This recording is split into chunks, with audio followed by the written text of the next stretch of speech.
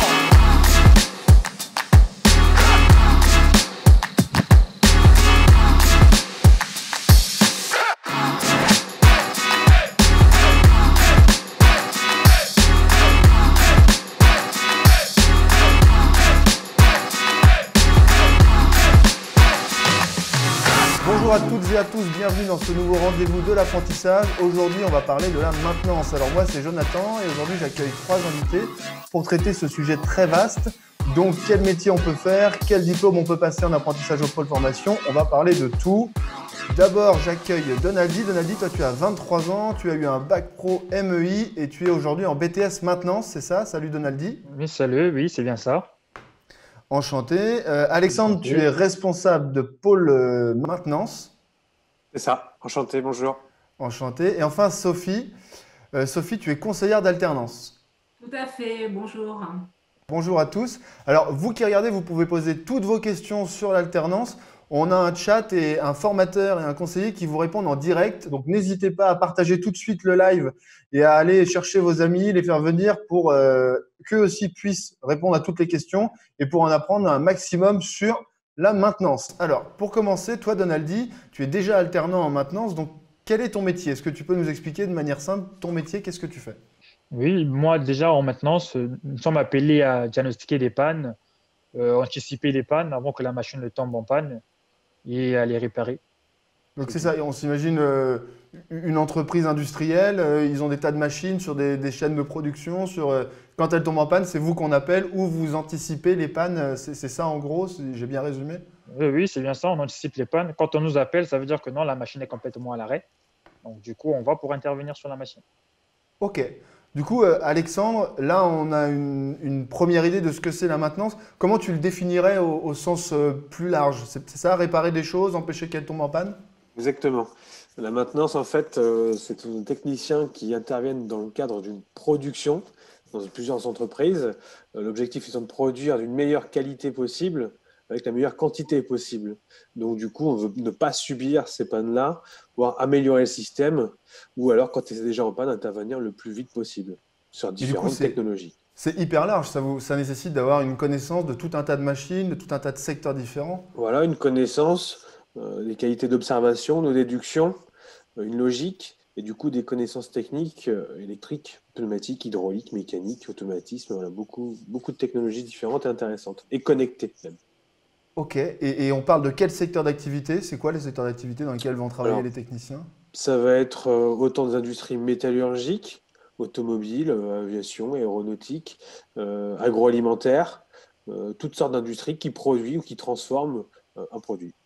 Très bien, alors si vous nous rejoignez, je rappelle qu'on est en train de parler de maintenance. Donc voilà, vous pouvez vous installer, commencer à poser vos questions sur le chat. On a un conseiller et un formateur du pôle formation qui vous répondent en direct et qui répondent à toutes vos questions sur la maintenance et sur les formations d'une manière générale. Alors du coup, pour parler formation maintenant, Donaldi, toi, à la base, pourquoi tu es allé vers l'alternance? Si je suis allé vers l'alternance, parce que c'est grâce à l'alternance, on peut facilement trouver du boulot, on peut facilement intégrer un emploi et en plus, l'alternance est plus avantageux. On apprend facilement sur le terrain et on fait moins de cours. Et c'était quoi ton parcours avant ça? D'où tu venais? Quel a été ton parcours scolaire avant d'arriver à l'alternance? Avant d'arriver à l'alternance, j'ai fait un bac scientifique au Congo-Brazzaville et j'ai fait de la fac à Dakar, je faisais de l'informatique et je travaillais en amont avec mon frère qui a un BTS maintenance. Et puis de là-bas, je suis arrivé en France et j'ai commencé par un bac maintenance parce que ce que je faisais sur Dakar, ça m'a bien plu. Et il m'a dit pour continuer dans ce domaine-là, il faut faire de la maintenance. Du coup, je me suis lancé dans la maintenance. Ok. Et alors, du coup, Sophie, là, on voit le cas de Donaldi qui est passé par l'université, puis par un bac, un bac en alternance. Est-ce que c'est quelque chose qui arrive? Explique-nous d'où viennent un peu les jeunes qui s'inscrivent en alternance. Alors, nos jeunes arrivent de différents horizons. Il y a les poursuites classiques de filière hein, à l'école. Hein. Et après une troisième, ils vont faire un bac pro en maintenance, un BTS, ou après un bac, ils vont venir faire un BTS. Ça, c'est la poursuite logique des filières. Mais on a aussi des jeunes plus atypiques, comme Donaldi, qui ont un cursus, alors lui, c'était plus universitaire, qui sont venus sur les formations professionnelles. Des jeunes qui sont demandeurs d'emploi, qui viennent de la mission locale, donc de différents horizons, et qui viennent se former dans nos métiers, dans la maintenance, par la voie de l'apprentissage aussi, parce que pour eux, pour ces jeunes-là, c'est un moyen aussi de reprendre les études, car ils seront rémunérés. C'est ça aussi l'intérêt aussi pour ces jeunes de revenir par ces formations, par la voie de l'apprentissage. Donc, il y a de la place pour tout le monde. On peut venir de n'importe où. Complètement. Moi, par exemple, j'ai 34 ans. Je le dis sans aucune timidité. Est-ce que je peux encore venir au pôle formation? Comment ça se passe pour les gens qui ont déjà eu peut-être une autre carrière professionnelle ou autre chose? Il y a de la place pour les gens comme moi, par exemple? Oui, c'est tout à fait possible parce que bon, donc pour les jeunes, c'est jusqu'à 30 ans avec l'apprentissage, mais pour les adultes, il n'y a pas d'âge, je dirais, et là, il y a tout ce qui est contrat de professionnalisation, titre professionnel, il y a différents dispositifs qui peuvent exister pour accompagner la personne. D'accord. Donc là, vous voyez, là, je viens de poser la question pour ce qui me concerne. Vous, devant votre écran qui nous regardez, n'hésitez pas aussi à interroger le formateur ou le conseiller du pôle formation qui est en ce moment connecté et à lui demander, moi, avec mon parcours, est-ce que je peux venir au pôle formation ou pas? Voilà. Ils sont là pour ça, donc posez vos questions. Sophie, les diplômes, très rapidement, très simplement, juste l'éventail de diplômes en quelques mots, c'est quoi? Alors, il y a différents niveaux, hein, donc avec les bacs, bac, BTS, tout ce qui est master, bachelor, école d'ingénieur. Alors, en maintenance, en électrotechnique, en automatisme, voilà, il y a plusieurs technologies au travers de ces diplômes. Mais voilà, c'est un panel très large. Ça va du niveau 4, donc bac, au niveau bac plus 5, hein, où il y a possibilité de se former dans la maintenance. Un bel éventail, quoi, déjà. Un bel éventail. Là, on va revenir au cas de Donaldi, lui qui est déjà au pôle formation. Tu peux nous expliquer un peu comment ça se passe quand on est en formation de maintenance? Comment ça se passe l'école, la formation? Est-ce qu'il y a des cours, des ateliers? Tu nous expliques un petit peu? La formation au pôle formation, ça se passe en 2 étapes. Comme dans tout métier, on ne peut pas passer à la pratique sans avoir pu effectuer une partie théorique. Donc, on est obligé de passer par la salle et puis faire la pratique. Donc, en gros, ça se passe en 2 étapes. On a une partie cours, partie pratique. En cours, on a des PC à disposition, on intervient, soit du DAO, des assistés par ordinateur, des simulations à faire sur PC, on projette le cours au tableau, le formateur nous explique le cours. En atelier, on a des machines mises à disposition. On a des machines qu'on peut retrouver aussi en entreprise, les mêmes machines. On nous met en situation réelle d'entreprise. On met des pannes, on doit diagnostiquer des pannes, on met des simulations et tout ce qui va avec et on intervient sur ces machines-là. Et comment ça se passe, les PAM? Il y a les formateurs qui viennent le Oui, week-end oui. pour casser les machines le lundi pour que les Non, élèves non, puissent. non. C'est pas ça. C'est juste que non. Le formateur nous dit de se déplacer un peu. On se déplace, on va dans une salle. Lui, il vient, il simule une panne. Une fois que la panne elle est simulée, on nous appelle, on revient sur la machine, on essaie de trouver c'était quoi le problème. On a une procédure à suivre. Au début, ça paraît dur, mais après, à force, on s'applique. À force de s'exercer aussi, on se rend compte au final que c'est très simple. Alors, On s'amuse bien en maintenance, en fait. on a des temps de théorie en salle, des temps de pratique en virtuel même. On peut avoir affaire à de la réalité virtuelle. On est sur une machine, on a un vrai diagnostic de panne à faire, ce qui permet de ne pas se mettre en danger. Et derrière, on va effectuer ces mêmes pannes-là ou d'autres, bien sûr, sur de vraies lignes de production. On a des lignes de production, des moyens pédagogiques aussi techniques qui nous permettent de simuler des pannes et on fait appel aux jeunes pour diagnostiquer ces pannes-là, des pannes qui peuvent vraiment être arrivées en industrie avec des contraintes. On peut y apporter des contraintes aussi dites industrielles, avec Et, derrière des contraintes de production, par exemple. et pour vous, ça nécessite d'avoir quand même un panel très large de machines, parce que pour Oui. que les jeunes puissent connaître un petit peu toutes les applications possibles, les différents secteurs Un industriels, panel large et comment, puis avec des technologies à jour, avec des composants de la même génération que la nôtre, quoi. Celle utilisée en entreprise aussi. Donc il faut qu'on tienne à jour, nous, continuellement. Et les machines, il faut qu'elles suivent aussi, il faut qu'elles soient à jour. et l'humain, les formateurs, ils viennent d'où en fait, les formateurs en maintenance? Ce sont eux-mêmes des techniciens de maintenance qui Ouais, la ont… plupart on est tous des industriels de base, hein. On n'a pas on n'a pas voulu être formateur en sortie de cours. On a déjà tous pratiqué nos métiers dans l'industrie. Alors c'est le cas le plus souvent, c'est technicien de maintenance, responsable de maintenance ou en production, peu importe, ou chargé d'affaires, mais ce sont des gens qui viennent de toute façon de l'industrie. Ouais, et qui connaissent le chemin qui va être celui de quelqu'un comme Donaldi, par exemple. Ce sont vous êtes quasiment collègues de travail, en fait. Vous pratiquez le même métier, quoi. Exactement. Oui. On n'a pas du tout la même relation que dans l'éducation, par exemple, l'éducation nationale, je veux dire, où là, on est un professionnel qui s'adresse aussi à un professionnel ou un futur professionnel. Ce sont des gens qui peuvent aussi très bien revenir à l'avenir, non pas en tant qu'apprenti, mais en tant que tuteur ou professionnel faisant appel à un apprenti, faisant appel à nous pour une future formation aussi, par exemple. Donc, on n'a pas du tout le même dialogue, le même contact. Au niveau de la répartition du temps, Donaldi, comment ça se passe? Comment est divisé ton emploi du temps entre le pôle formation et l'entreprise? Pour le temps, nous avons 15 jours en formation et 15 jours en entreprise. Du coup, toi, tu préfères ce temps en entreprise ou tu préfères le temps en formation? Non, moi, je dirais bien que je préfère passer du temps en entreprise, mais avant de pouvoir acquérir toutes les connaissances que j'ai pu acquérir et la dextérité ou bien la manière de faire et de pratiquer et tout. Il faut d'abord bien aussi avoir les bases. Il faut avoir la partie théorique pour mieux pratiquer en entreprise. En fait, l'entreprise, ça permet de concrétiser ce qu'on a vu en cours. On approche en cours différentes techniques pour le diagnostic de panne, entre autres, ou de l'amélioration machine. Le fait d'être en entreprise concrétise directement dans la période d'après ce qu'on a vu en cours. Ouais, il y a une vraie complémentarité, quoi. Exactement. Oui. Nous, on a des formateurs qui communiquent avec les entreprises. Ce sont des référents en formation, qui communiquent avec le référent entreprise. Et du coup, ça permet de voir ensemble ce qui a été vu, non acquis ou à renforcer en cours, ou à renforcer l'entreprise. Et du coup, qu'est-ce qui te plaît dans ton métier? Pourquoi tu préfères la partie en entreprise? C'est quoi qui t'attire dans ce métier? Moi, ce qui m'attire dans ce métier, c'est le fait le fait de chercher, de chercher à trouver d'où vient le problème, trouver d'où vient la panne, se poser des questions. Quand c'est simple, je me dis, bon, c'est simple, je me lasse vite. Et plus c'est dur, plus je cherche à trouver d'où vient le problème, je m'interroge, et là, ça m'intéresse, ça devient plus intéressant. Ça, c'est une passion, Alexandre, qui est partagée par les autres apprentis que tu peux côtoyer, ce côté enquête, ce fait de rechercher la panne. Ouais, bon, le but, c'est toujours justement de trouver la panne. Alors, faut être curieux, mais faut pas se dire qu'à la base, faut être aussi forcément manuel. Faut pas dire, tiens, c'est parce que je bricole pas que je vais pas pouvoir faire de la maintenance.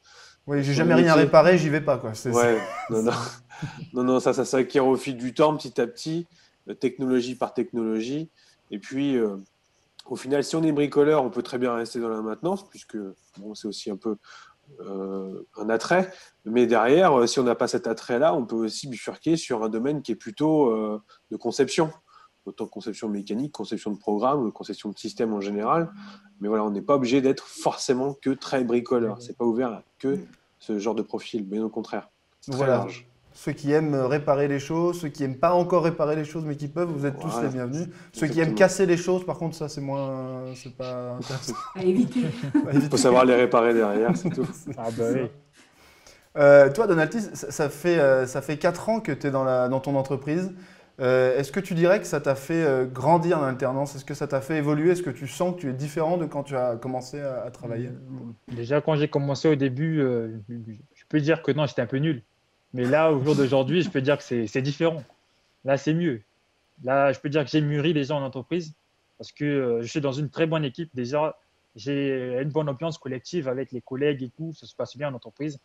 Et mon tuteur m'a pris sous son aile. Donc, il est là, il m'enseigne, on fait des pratiques. Des fois, quand on va sur les diagnostics de panne, quand on a une panne en entreprise, on arrive, il me laisse chercher, il me laisse faire. Des fois, je suis souvent aussi autonome en entreprise. Il me laisse faire. Quand j'arrive pas, je fais appel, il arrive. Au lieu de faire non, il m'explique, il me dit non, tu veux faire ça, ça, ça, et je fais moi-même. J'arrive jusqu'au bout, puis il me dit que non, c'est bon. Et au moins, le fait de trouver soi-même en entreprise aussi, ça motive. C'est plus intéressant. Ce lien avec le tuteur, là, il est important, le lien que tu décris. C'est important pour toi, ce lien Ouais, que tu as ouais, avec, d'avoir un référent en particulier qui t'accompagne Oui, oui, c'est très important parce que quand on a un référent qui nous suit en entreprise, au moins, il y a une trace écrite. Ça permet aussi au centre de formation de voir tout ce qu'on a pu faire en entreprise.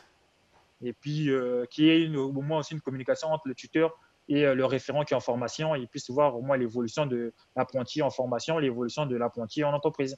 Voilà, nous, en fait, on a aussi un référent en formation qui suit ce référent, ce tuteur en entreprise. D'accord. Et étant ancien industriel, souvent, par le temps, on se connaît. Donc, à force de prendre des apprentis chez nous, on crée aussi un lien.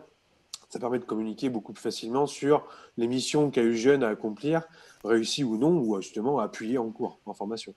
Et du coup, ça c'est une question à vous deux, aussi à toi, Sophie. Les jeunes, toi qui les as aussi quand ils arrivent au début, on les voit grandir comme ça, on voit une vraie différence entre le début et le… Complètement. On les voit évoluer. C'est vrai que l'apprentissage leur permet de gagner en maturité, en fait. Hein, ils vont avoir des responsabilités, ils vont gagner en autonomie et on les voit tout à fait évoluer au cours de leur scolarité. C'est ça qui est important, c'est ce fait d'être en lien avec l'entreprise. Ça les fait grandir, en fait. C'est clair, c'est vraiment le terme. On les voit évoluer. Et puis le fait d'apprendre en faisant aussi, pour certains, ça les rassure. Ils gagnent en confiance. Et on voit l'évolution au cours de leur scolarité. Et puis le fait d'aller tout de suite concrétiser ce qu'on a appris en cours en entreprise sur de vraies problématiques de production avec des vrais impacts derrière, ça responsabilise le jeune, ça le fait vraiment grandir. Ouais, on se sent utile, Donaldy, en fait, c'est ça? Ouais, ça fait réfléchir en tout cas, ça fait réfléchir. Parce que quand nous sommes en formation, quand le formateur a beau expliquer, et quand on fait la pratique en formation, on se dit, bon, oui, c'est juste une pratique en formation. Mais sur Bah, c'est place, du le théâtre, terrain, c'est hein. différent. Hmm. Oui, Le terrain, c'est différent. tu sens direct l'utilité de ce que tu as appris J'ai sur le plan appris. théorique. Ouais. Oui, oui. Là, on sent toute la pression du boulot, comment ça se passe, comment on est dans une bonne ambiance, on rigole avec les collègues. Ça se passe dans l'ambiance et la bonne humeur, en fait. Et du coup, ça, c'est la vie dans ton entreprise. Mais ton entreprise, toi, tu l'as trouvée comment? Ça a été difficile de trouver ton entreprise? Non, c'est grâce à Madame Sophie Fache que j'ai pu trouver mon entreprise. Donc c'est toi, Sophie, qui Ouais, tout l'a... à fait. Donc, mon rôle, oui, c'est d'accompagner les jeunes à trouver des entreprises et mettre en relation avec les entreprises, en fait. D'accord. Et du coup, quel arsenal, si je puis dire, vous avez? C'est-à-dire, est-ce que tu peux là, dire aux jeunes qui nous regardent, à ceux qui sont devant leur écran, comment vous allez les accompagner? Comment est-ce que vous pouvez les aider à les mettre en contact avec des entreprises? Parce que je pense que c'est une partie qui est toujours un peu angoissante pour des jeunes qui n'ont pas forcément Complètement. encore beaucoup d'expérience, pas de CV, pas de... Tout à fait. Donc, tout d'abord, souvent, on les rencontre au travers d'une porte ouverte, au travers d'une manifestation, de forums, voilà, différentes choses comme ça. Ensuite, il y a un entretien téléphonique, physique, tout dépend, hein, avec le jeune pour valider son projet. Déjà, dans un premier temps, lui expliquer la formation. Suite à ça, on va accompagner ce jeune, ben justement, comme vous dites, hein, dans tout ce qui est technique de recherche d'emploi, ce qu'on appelle TRE, hein, pour élaborer son CV, faire des lettres de motivation, contacter les entreprises, les préparer aux entretiens aussi, ça c'est important, hein, tout ce qui est préparation aux entretiens, parce que pour eux c'est nouveau, c'est souvent une C'est ça. première, donc c'est pas anodin, donc on va faire tout ce rôle d'accompagnement pour leur faire prendre confiance pour pouvoir rencontrer les entreprises. Et puis il y a différentes manifestations, il peut y avoir des job dating qu'on met en place aussi, où là c'est l'occasion pour eux de mettre en pratique ce qu'on a préparé avec eux. On Toi, essaye vraiment d'être facilitateur Ouais. pour rencontrer les entreprises. Mais il faut quand même qu'ils soient proactifs, il faut quand même que ça vienne de... Complètement. Ce qu'on leur dit toujours, hein, on ne fait pas tout le boulot, hein, c'est un partenariat. Ils font leur partie du travail. Nous, on est facilitateurs. On peut les mettre aussi en relation, mais il faut qu'aussi soient acteurs dans leur projet. Ton expérience, Donaldi, à ce niveau-là, ça s'est passé comment ton entretien? Tu l'as bien vécu? Ça s'est bien passé? Moi, niveau entretien, oui, ça s'est bien passé. J'ai pu au moins défendre mon CV, chose qui n'a pas été facile en entre-deux jeux, mais bien après, quand on a poursuivi la conversation avec le RH, c'est bien passé. Ouais.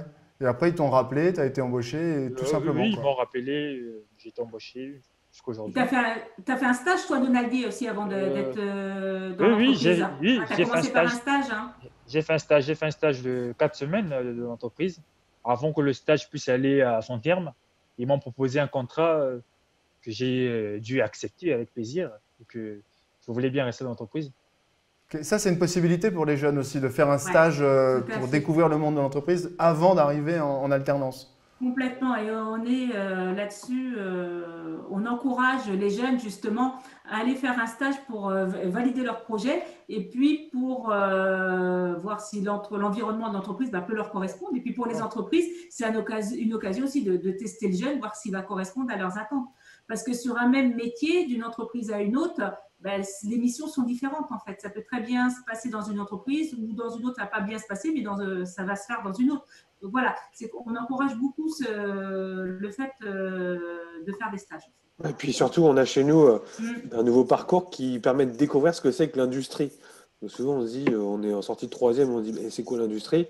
Il y a possibilité de chez nous de venir voir à travers quelques journées ce que sont les différents métiers de l'industrie, C'est ça. hormis la maintenance. Mais la maintenance également, ouais.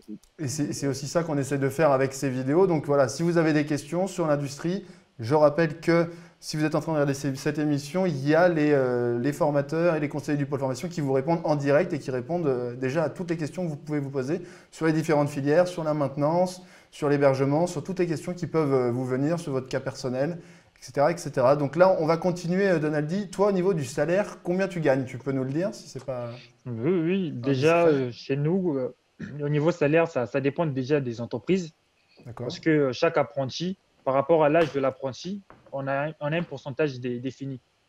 Donc, il y a des pourcentages qui sont mis à disposition par rapport au niveau de classe et l'âge de l'apprenti.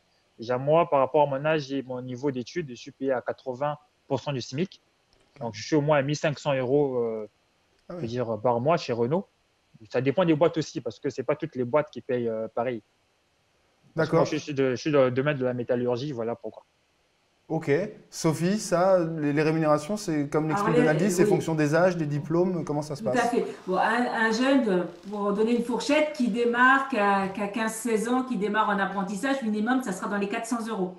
Là, dans le cadre de Naldi, on est sur un jeune qui est majeur, qui a déjà fait un bac pro en apprentissage. Donc, lui, il est dans le haut de la fourchette, en fait, au niveau de la rémunération. Et il est dans, comme il dit, il est dans une entreprise de la métallurgie. Donc, il faut savoir qu'en fonction des entreprises métallurgie, au niveau de leurs conventions, rémunèrent plus fort leurs apprentis, en fait. D'accord. Voilà. C'est pour ça que lui, il est sur des. C'est un jeune qui a 23 ans, qu'il est sur une fourchette haute au niveau de la rémunération. Et alors, du coup, comment est-ce que tu vois l'avenir, toi, Donaldi? Comment tu te vois là dans 10 ans et puis même l'année prochaine, c'est quoi la suite pour toi? Moi, déjà, dans 10 ans, déjà, obtenir mon BTS l'année prochaine. Une fois que j'aurai validé mon BTS, si mon entreprise me propose un CDI, j'y reste pour pouvoir devenir plus tard peut-être CU, chef d'unité, pour pouvoir manager une équipe, ou bien faire une formation de management, pourquoi pas. Et dans le pire des cas, je ferai l'école d'ingénieur C'est pour pire des cas. pouvoir Au pire des cas, oui. Si en reste, bon, Ouais. tu seras peut-être ingénieur. devenir ingénieur. Ok, ça c'est Sophie justement, ça on a fait le tour là de l'éventail des possibilités qui peuvent s'offrir aux apprentis qui sont Alors, dans le cas là, de on Donaldi. a vu là, toutes les formations possibles, mais on se rend compte que de plus en plus, nos jeunes sont quand même dans la poursuite d'études. On le voit au fur et à mesure des ans. Là, sur nos bacs pro, il y en a bien au moins 80%, 90% qui vont poursuivre sur des BTS. Sur les BTS, ça va poursuivre, allez, 30 à 50% vont poursuivre sur des bachelors, des écoles d'ingé, des licences. Voilà, ils sont beaucoup dans la poursuite d'études, mais ceux qui ne poursuivent pas vont à l'emploi et trouvent des emplois dans leur métier ensuite. Et alors du coup, en parlant d'emploi, Alexandre, est-ce que ça embauche maintenant s'il y a du boulot? Ça se passe comment? Ouais, ça embauche. Nous, on a même affaire à des entreprises qui demandent à avoir des techniciens de maintenance chez eux. Le technicien supérieur de maintenance est même très demandé au niveau BTS. Mais ça, c'est le niveau de Donaldi. Voilà, c'est le niveau d'Unaldi. T'es Ouais. une Donc, c'est denrée vrai rare, que Donaldi, quoi. Ah bah oui. Unaldi a de fortes chances de se faire embaucher d'une entreprise dans une autre. Je lui souhaite qu'il reste aujourd'hui chez Oui. ACI. Mais c'est vrai que la plupart des entreprises recherchent aujourd'hui des techniciens de maintenance. Alors, à travers ça, en fait, même si on est embauché, il faut quand même continuer à se former, à se mettre à jour à travers les logiciels, les nouvelles générations de produits, surtout en automatisme, en robotique. Il y a beaucoup, beaucoup de choses qui évoluent. On parle de maintenance aussi prédictive, celle qui peut prévoir la panne dans X temps. Aujourd'hui, on parle de technologie 4.0, de réalité virtuelle, d'objets de plus en plus connectés. Donc, le technicien de maintenance a tout intérêt aussi, même nous formateurs, bien sûr, centre de formation, à se tenir au courant de ces technologies-là, pour de manière à ce que l'entreprise puisse toujours s'équiper de cette technologie-là et puis faire avancer aussi ses propres connaissances. Oui, chaque fois qu'une technologie arrive, en fait, il va falloir des techniciens de maintenance pour Oui. arriver à comprendre et réparer Oui. cette technologie, quoi. Oui, Donc, oui, c'est- Exactement, voilà pourquoi il y a toujours des anciens qui sont dans les entreprises, même après avoir pu obtenir leur diplôme. Des fois, ils vont encore se reformer pour pouvoir acquérir d'autres connaissances parce qu'il y a des nouvelles technologies qui viennent à peine de sortir. Grâce à ça, du coup, ça embauche dans beaucoup de domaines.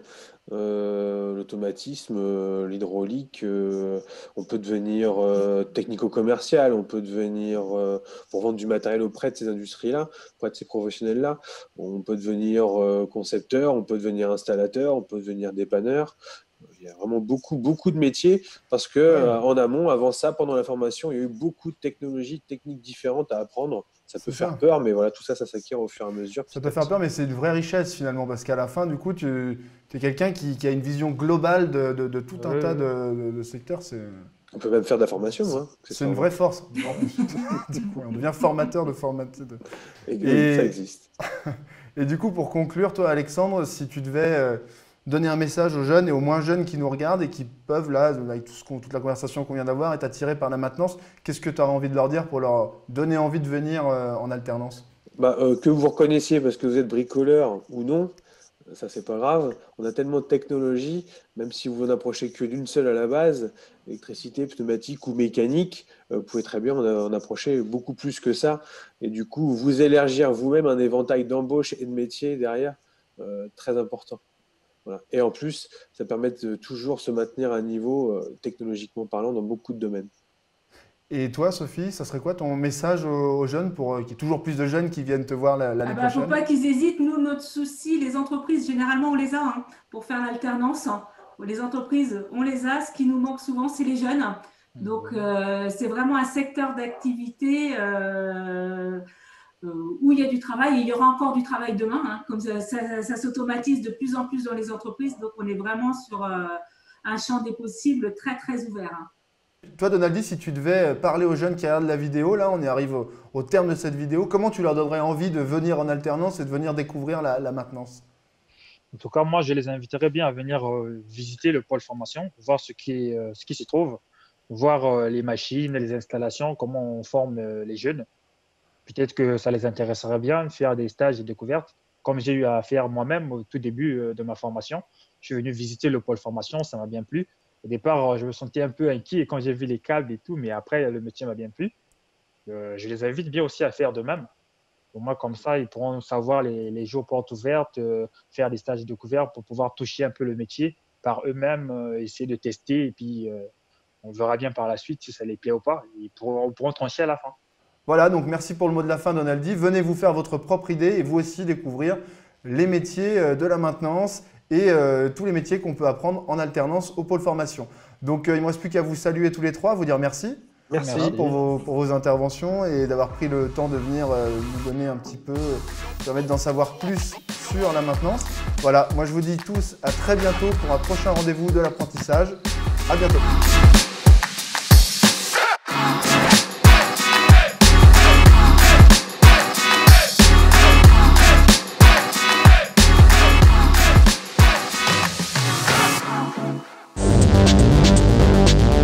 Faire quelque chose de concret. Avoir un bon salaire. Travailler en équipe. Avoir des responsabilités. Être créatif. Avoir l'avenir qu'on imagine. C'est faire son choix. Viens découvrir les métiers de l'industrie Au pôle formation UIMM.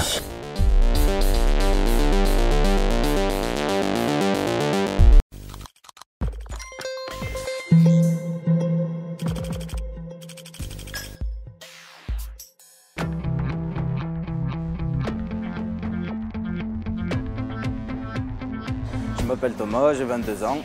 Je suis en bac pro maintenance industrielle. Avant de faire un bac maintenance, j'ai fait un CAP charpentier, un brevet professionnel charpente et une reconversion en maintenance industrielle. Je me suis reconverti parce que j'aimais bien bricoler et la mécanique ça m'intéressait.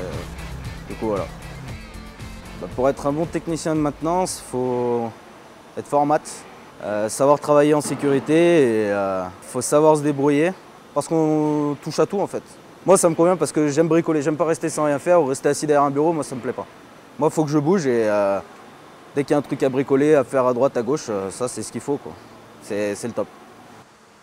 Je travaille dans l'entreprise Romain, division Polycable. Je travaille avec monsieur Suarez qui est le responsable maintenance.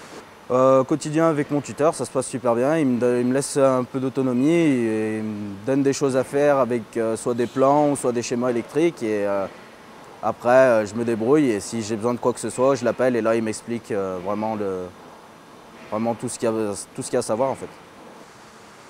Au quotidien, je fais essentiellement de la mécanique, de l'électrique. Je peux faire aussi du pneumatique, un peu d'hydraulique. Essentiellement sur les machines, dans les bureaux, je peux intervenir partout. J'ai trouvé mon entreprise en les appelant. Je les ai appelés parce que j'habite aux alentours, donc je suis passé devant, je les ai appelés. Ils m'ont demandé de poser un CV avec une lettre de motivation, donc je les ai posés en main propre. Et après, ils m'ont contacté pour un entretien et j'ai fait l'entretien avec la direction. Et ça s'est bien passé, ils m'ont dit qu'ils me prenaient tout de suite après l'entretien.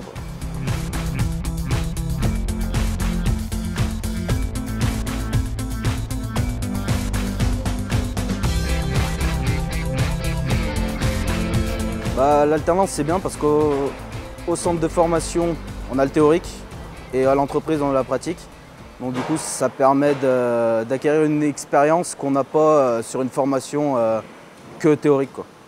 Dans le centre de formation, ce qui est bien, c'est la relation qu'on a avec les formateurs. Si on a eu un problème en entreprise, on peut en parler au centre de formation et là, les formateurs ils peuvent nous expliquer d'une autre manière si on n'a pas forcément bien compris à l'entreprise. Après mon bac, j'aimerais bien partir en BTS. Et après, si je peux aller plus loin, j'essaierai la licence et si ça le fait, en ingénieur, en génie mécanique. Toujours en alternance. Ouais.